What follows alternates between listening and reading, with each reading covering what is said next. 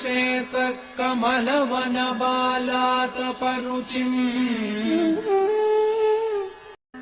कवीन्द्राणां चेतः कमलवनबालातपरुचिम्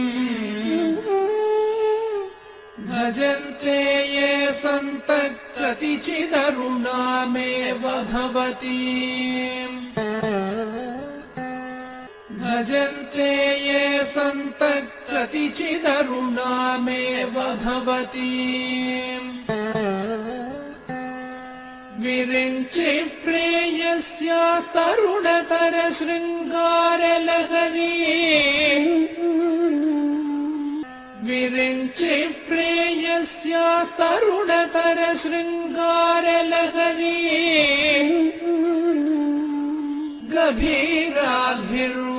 गभीराभिर्वाग्भिर्विदधति सतां रञ्जनममी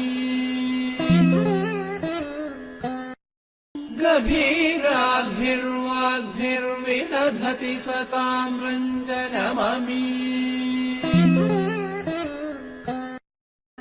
कवीन्द्राणां चेतः कमलवनबालातपरुचिम् भजन्ते ये सन्तः कतिचिदरुणामेव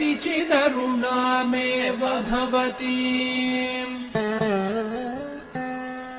विरिञ्चि प्रेयस्यास्तरुणतरशृङ्गारलहरी